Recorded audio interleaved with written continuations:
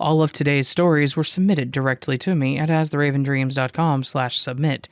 If you have a story you want to see featured in a video, you should do what they did. Go submit it to me at that link.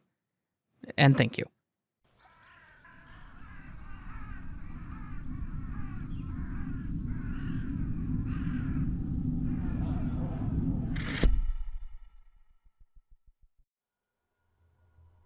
So, before I start, I'd like to clarify that I don't really put stock in the paranormal, but the events that I'm about to relay to you certainly can't be explained by anything in the parameters of normality. Receive them as you may, but I must clarify that I'm telling everything as I truly perceived it. You won't find any embellishment or fallacies in my recollection of these events.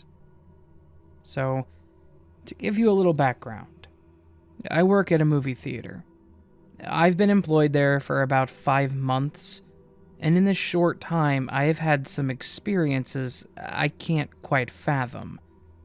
This particular theater has been around for quite some time, and only in the last decade did it get some new additions added on to the back of the original structure. The theater only had 3 screens at the beginning, but after the additions, there are now 7 screens. The original 3 have been left untouched and still look the way they did when they were first constructed. As theater floor staff, my job is to run the concessions up front and also sweep the individual theaters once shows have ended to get it ready for the next wave of customers.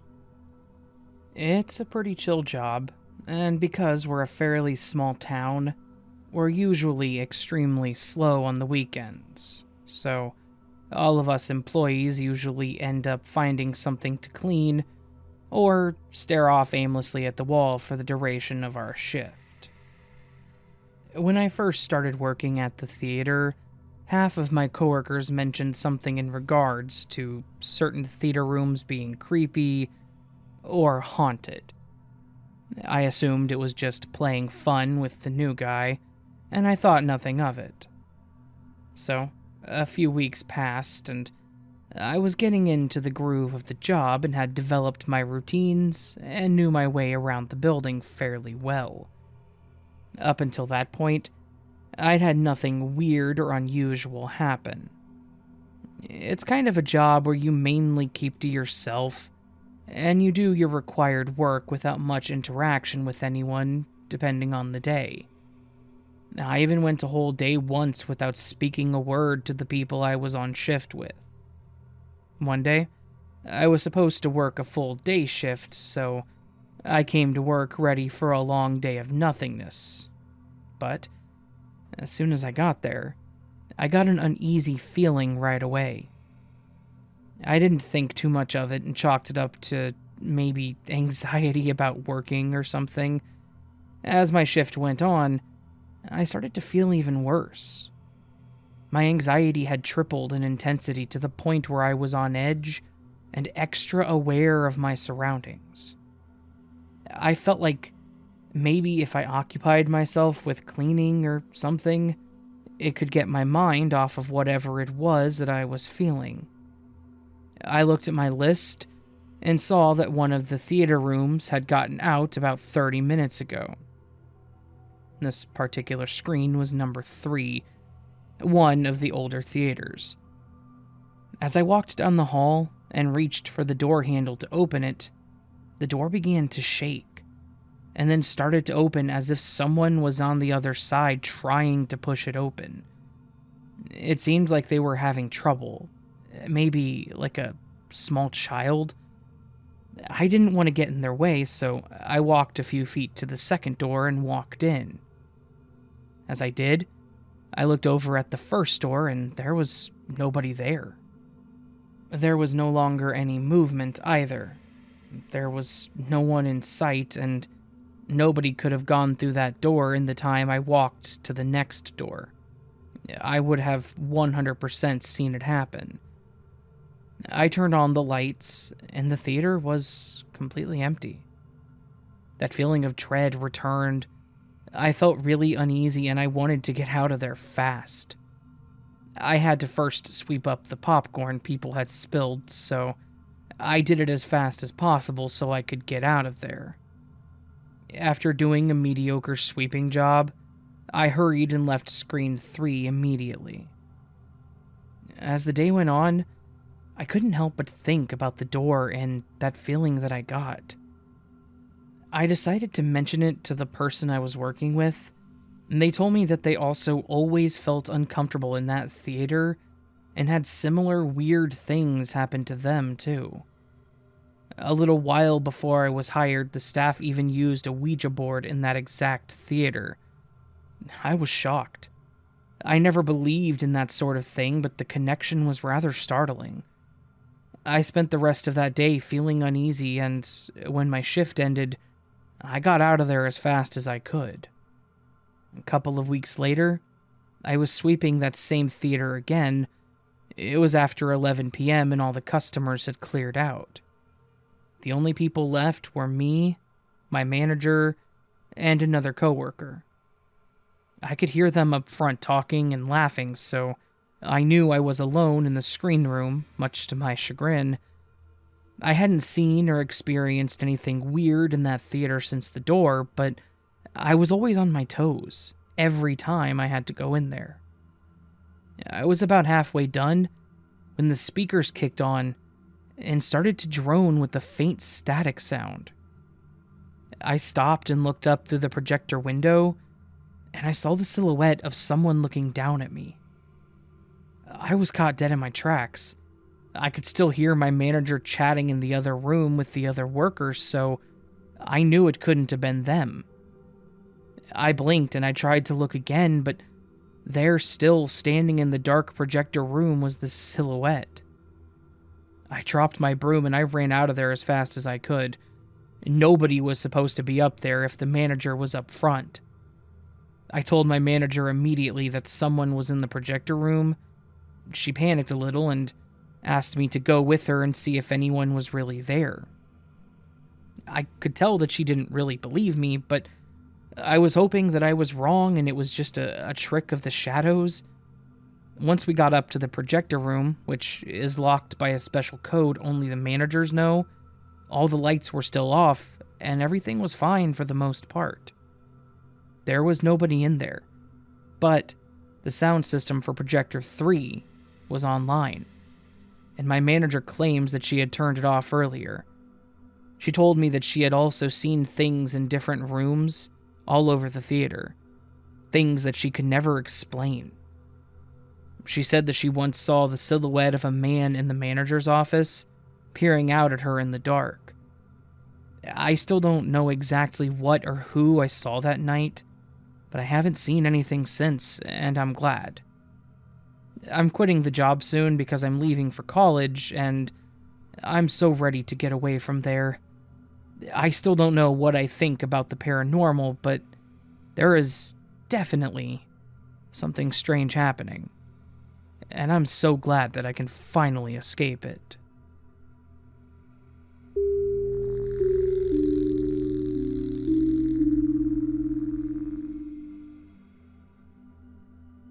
If you ever spend your time up at the Adirondack Mountains, then be careful of what lurks around Mount Gore.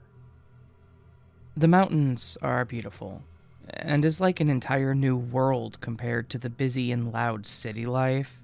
So, when my great aunt gave me an opportunity to spend time with her, my great uncle, and my second cousin, I don't know how that family stuff works, at the Adirondack Mountains in upstate New York, I quickly said yes. Months came and went, and it was time for me to head to where they lived and fly out to the mountains. We finally arrived at a condo complex called The Summit. It was near a small town called North Creek, and it overlooked Mount Gore, which was famous for skiing. Well, was, that is. The towns up here are slowly dying out, and all you could see were for sale signs everywhere. That's probably because the town thrived upon the logging industry back in the 1800s. We went out to a restaurant, the Adirondack Pub and Brewery, that had an outstanding view of Lake George. All the boats and parasailing, the calm waters and mountains creating a valley that is all centering around this lake. As we were looking at the menu, I glanced over at a painting on the wall. It seemed to be an extremely old painting. If I were to guess, I would say 17 or 1800s. It had people lying on the ground, I'm assuming they were dead, a child running toward a house with a woman in it, and an odd-looking person on all fours eating a baby from what the looks of it were. The painting intrigued me, but it was just a painting after all, right? Night 1. We arrived back at the condo. The place was still as we left it. Luggage everywhere, a fridge full of food. I spent a few hours watching TV and scrolling on Twitter to see what pointless arguments were being made. It was about 9 p.m. and I had the windows open to see the stars, but unfortunately it was overcast. But it was still a sight to see. Everyone was asleep upstairs, which just left me in the dark living room with only the TV and streetlights illuminating the atmosphere. I was watching a show about a skinwalker ranch, a supposed hotspot for UFO and creature sightings. Well, I sure saw something tonight. I was zoned in on the TV, and I didn't notice what was outside until it stepped into the light. Across the small street was another condo next to a large forest. In my peripheral vision, I saw a large dark mass step out of the tree line. I look over to see what it was as it slowly made its way to the edge of the light. I drop my phone onto the carpeted floor as I see what this figure is. It was at least 7 foot tall, a bipedal creature. It had a body similar to a bodybuilder. The head reminded me of a German shepherd, but much larger. It had thick, dark gray fur and a somewhat long tail. It made its way around the condo across from ours, and it sniffed around. From what I know, there was nobody in there. I waited for it to completely turn around so I could close the curtains. I kept the curtains cracked open to make sure that this thing didn't come towards our condo. It investigated the place, but ultimately it lost interest. It went on all fours, dropping to a height of around 4 feet, and it ran off at jaw-dropping speed. Shaking, I closed the curtains and quickly went upstairs. I don't know how, but eventually I fell asleep. Morning came, and I tried my best to forget about the events, which I somehow did. We spent 10 days there, so the first night gave me a bad impression of the place, but as more uneventful nights passed, the more forgettable the event got. Until the last night. Night 9. The day was very fun. We went back to Lake George and went on a steamboat called the Minnie, haha, and went around the lake and saw some more pretty views. We came back and I go upstairs into my room to wind down. My room faces away from the mountain and towards the heavy forest. I was on my phone watching YouTube. The battery got low, so I plugged it into the charger, and I set it on my bedside table. I usually left the windows open to breathe the natural air and listen to the sounds of the night. Except there was nothing. It was already hard for me to sleep in silence because I was used to the hustle and bustle of zooming cars, planes, dogs barking, and whatnot. And this startled me because if the wildlife goes quiet, typically that means a predator is about. I keyed in on every little noise. Branches cracking, leaves crunching underneath something large, as I hear the forest floor thud. The sounds were far, but they got closer by the second. I sat up in bed to look out at the dark forest in front of me. I wanted to see if it was a bear or something like that. Nope, not a bear at all. I see an abnormally large dog head peeked out from behind a tree. It was a couple feet off the ground and about 30 meters away. The dog or wolf was faced away from me as it sniffed the air. Its sharp ears perked up and quickly faced toward me. The eyes had a yellow glow to them. I was confused because there was no light within the area. As we stared each other down, I started to get bad vibes from this thing. I lowered my head out of sight and maybe give the sign that I wasn't interested. Moments passed, and I hear the leaves crunching again coming towards me. I huffed in frustration and I looked outside. It was now about 20 meters away at this time, and the eyes were now about 7 or 8 feet off the ground. I could see part of its upper torso, and its arm was wrapped around a tree. It had a hand resembling that of a human, but gray, hairy, and it had sharp fingernails. It gave out a snarl as it exposed its teeth. They were like your typical canine teeth, but much longer and sharper. I quickly hit the floor and started shaking as tears filled up my eyes. I looked towards a mirror that reflected a good bit of the tree line. I could see human-like feet step into frame and legs with the joints bent backwards, a lower and then upper torso, and then it was fully in view. It scanned our condo for a minute. That felt like it lasted forever. It reached out to a tree to prop itself up. I was trying my best not to breathe loudly as I cried, but I think I accidentally gasped too loud. I fearfully looked at the mirror, a decision that I will regret to this day. It was looking right at the mirror, and it was looking at me, with a huge grin on its face. It walked over to the porch, and it started pacing around. I felt each step as it tried to find its way in. Thank God I locked the door. What felt like a generation passed, and it lost interest, and it walked back into the forest, not forgetting to glance a smile back at me as it was doing so.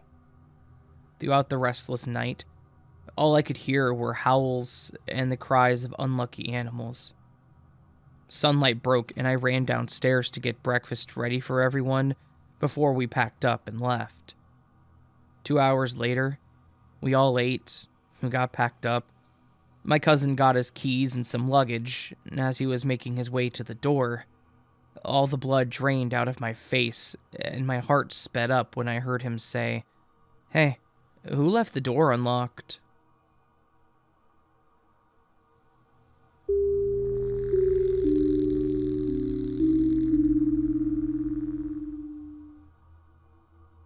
My name is Otis. I'm 38 now, and this happened when I was 27. This isn't exactly a scary story.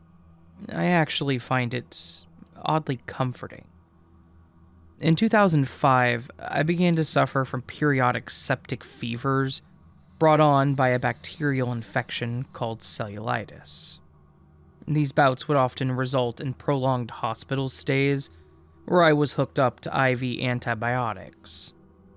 In 2009, during one such stay that, as luck would have it, occurred on my birthday, I was lying in bed watching late-night TV, and would occasionally glance to the door and wave at the nurses passing by.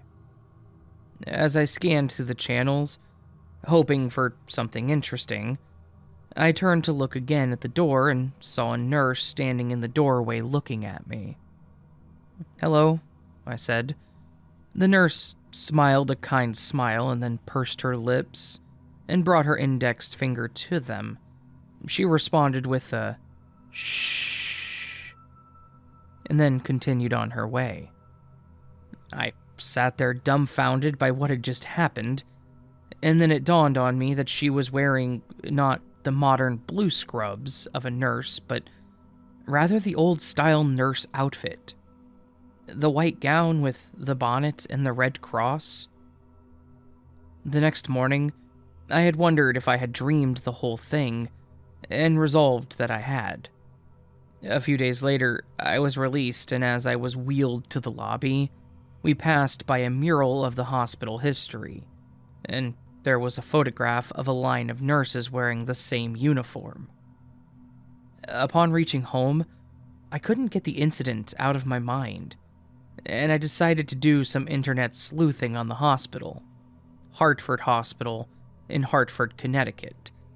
And that's when I learned about the Hartford Hospital fire. On December 18th, 1961, someone carelessly disposed of a lit cigarette which caused an inferno that raged throughout all 13 floors of the hospital at the time. The place has grown significantly since then. Amongst those killed in the blaze was 15 in total, including patients, a doctor, and a nurse. To this day, I like to believe that the nurse was watching over me, performing the same duty that she served in life.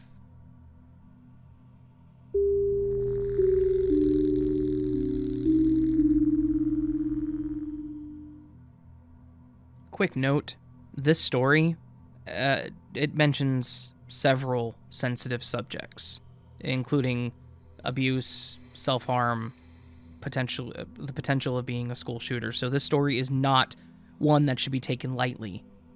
And it's not one that's easy for me to read, and I know damn well it was not easy for this person to send it to me. So I ask, if you listen to this story, give it the respect it deserves. This is a horrible situation to be in, and this person was not in a good frame of mind, and they saw what they were doing was wrong, which is important because things could have been much worse. But I just wanted to add here, like I said, just give this story the respect it deserves. Don't comment negatively on it, please. I will delete any comment that attacks this person. I promise you that. This person submitted this story. I responded to them and they responded back because they knew that they wanted to get this story out there, and I absolutely respect them for doing so. So, here's the story. Again, several sensitive subjects. If that's not your thing, timestamps down below if you want to skip it. But, yeah. Thank you to the person that submitted this as well. Here we go. This is not a creepypasta, or your run-of-the-mill let's not meet story. This is not a story of how I escaped some creep or how I nearly became a victim. This is a story of how I almost became a headline. A story that people would pick apart for decades to come. This is a story of how I planned and nearly executed a plan to become a school shooter. I came close to destroying more lives than I could even fathom. This story is, unfortunately, true. I do hope that at the end of it, you won't hate me. I hope none of you will. I never hurt anyone. I never took a life, but I came too close. I hope that you will understand why I planned what I planned, and why I didn't go through with my plans. Back in 2007, I started 7th grade. Up until that point, I had been bullied heavily. I had to go to school knowing that I would be tortured by my peers in numerous ways, that I would be disregarded by teachers. I had to go to school knowing that no one would help me. No one had my back when I was a child. Absolutely no one. My home life was as stellar as my time in school. My parents divorced when I was really young. Less than a year old, I think. No one ever told me when it happened or why it happened, but that's what I've surmised from the things my parents have told me over the years. I lived with my older brother and my mother until I was 11. That's when my brother moved away and things got even worse for me at home. My mother saw my brother's newfound independence as abandonment, and it broke her. My mother was always abusive. So much so that my first memories of her are full of pain and fear. In fact, most of my memories are. I associate her with terror. She was abusive not only emotionally, but physically. She would often hit me, berate me, call me names, tell me I'm lazy, stupid, worthless piece of crap. She would often force feed me by either physically shoving food into my mouth and holding a hand over my mouth until I swallowed, or yelling at me if I didn't eat enough. She was anorexic and had an alcohol dependency, and she would often drink heavily on the weekends. Oddly enough, she was never violent when she was drunk, only when fully sober. I had to grow up watching her bow down to her porcelain god and pick at her food. I had to grow up getting beaten at home and in school. I felt unsafe. Very unsafe. I admit, I wasn't an easy child in school. I was everything but. I wouldn't listen, I couldn't concentrate. I wasn't disruptive or anything, but I would often rather read a book or write than listen to what the teacher had to say. And this annoyed everyone. I lived, and still do, with my head in the clouds. As soon as I started school, at age 7, people started to bully me. I don't know why. I can't point a finger at a certain event or anything. I was just an oddball. I was different. That I knew better than everyone else, even though I had no words for it back then. Everyone else was light years away from me, beyond my grasp. I felt as though I couldn't understand others, and they scarcely understood me. Being constantly bullied and abused at home, it made my life hell. Different people have different coping mechanisms. I was a fighter. I couldn't fight my mother, so I fought everyone else. I had no respect for authority. I would talk back to my teachers, and I was fairly violent as a child, attacking everyone, even teachers, if they tried to force me to do something, or if they tried to hold me still. I was an abused child, physically, emotionally, and sexually. I was traumatized, so I fought everyone. I needed to stay afloat, even if it meant dragging everyone else down in the process. So, back in 2007, I was at a breaking point, and I knew that I had to do something. My father is a hunter, and he has a rifle that I know how to use, and I knew the combination to his gun safe. I don't know it anymore, can't really remember it even if it were still the same, but I knew it back then. I don't, however, recall if it was 2006 or 2007 when I started feeling extremely scared. Like I was teetering on a ledge, constantly terrified that I would fall and do something drastic. I was terrified I might kill myself, or harm myself permanently. I was still cutting at that point nearly every day. Now those scars have faded, yet they are visible.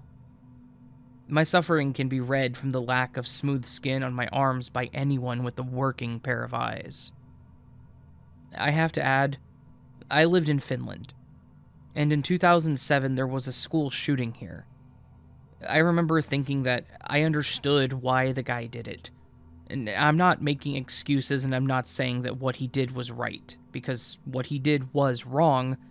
It was a foul and horrible thing, but I did understand his motives. School shootings are extremely rare in Finland, but that school shooting in late 2007, it was everywhere. Everyone was picking apart that shooter, trying to find rhyme or reason for what he did. But the thing is, I read those news articles and headlines, and I saw the news on TV, and I kept thinking, yeah, I would do the same thing. I would, given the opportunity, do the same thing. I decided that I had to do something, so I started planning. I picked a day in December, a month that I loathe. I hate Christmas.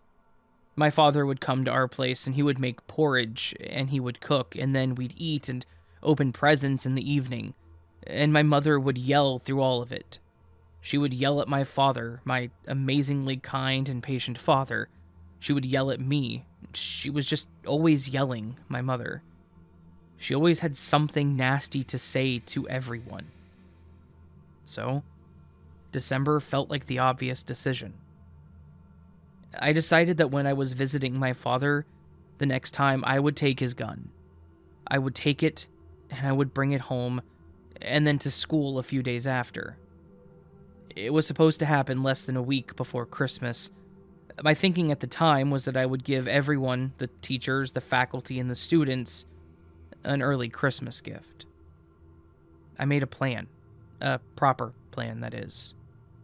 I drew a map of the school, where I would enter, at what time, where I would go first, who I would shoot first. I was supposed to start at the cafeteria. I was to barricade the main entrance, go through the side door, and walk up to where the teachers ate. I was going to take them out, and then open fire at the students who bullied me the most, seated nearby, with no way out. They would have been easy prey to that darkness that had swallowed me whole. Someone would call the cops, I knew that. I was planning on shooting myself, so I wouldn't have to explain why I did it all. After all, I had a manifesto written up that explained everything. It was going to go out a few days afterwards to every single big newspaper in the country. I don't have that anymore. That document's been lost to time years ago. I can't even remember what I wrote. Something akin to blaming everyone else, not taking responsibility for what I was about to do. I had nothing to lose. Nothing to live for. I was done.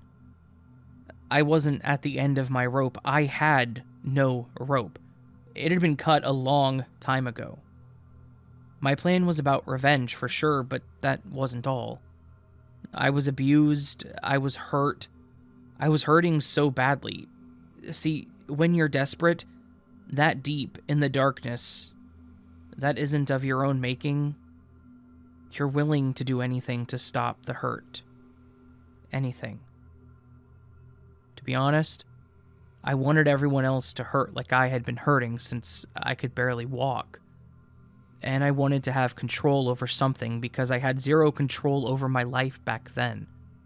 My mother was a control freak, and she would decide my clothes, my hair, every single freaking thing. Like I said at the beginning, I never took a life, I never took my father's gun, and I never hurt anyone in any capacity. I guess what you're thinking now is, why? Why, after making a plan, taking inspiration from a school shooting that happened in early November of the same year, why I didn't follow through? To be honest, I wish I could say it was because I didn't wish to take a life. I very much wanted to hurt those horrible people who had tortured me the past 6 years, day in and day out. I wanted their families to see what kind of vile people they were. I wanted their sins to be laid bare for the whole world to see, and I wanted them to burn.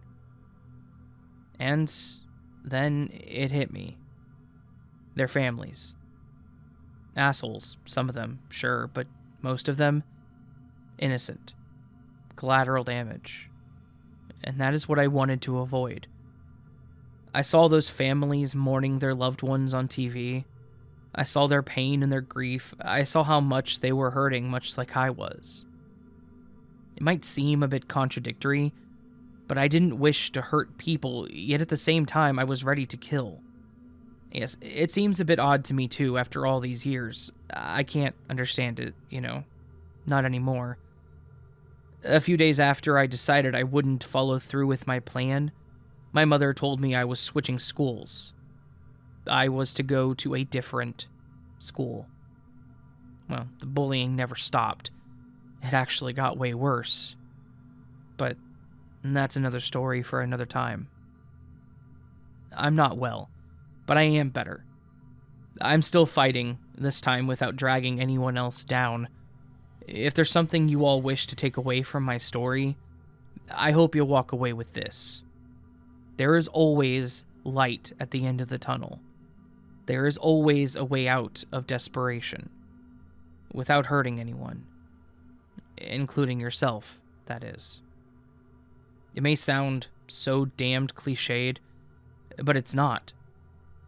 Everything will get better if given enough time. I'm now married to someone I met at that new school. Generally speaking, I'm happy and content, but this story is something I have never told anyone else, not even my spouse. I needed to get this off of my chest, and things could have been so much worse. I could have done serious and permanent damage to a lot of people.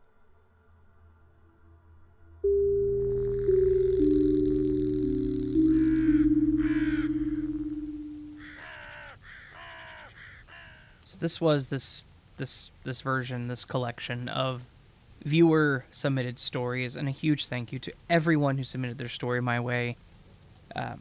Yeah, thank you again. And to anyone who will send their story my way or has in the past, again, huge thank you. You guys make this channel possible, honestly. I wouldn't have as much content if I didn't have people sending their stories my way.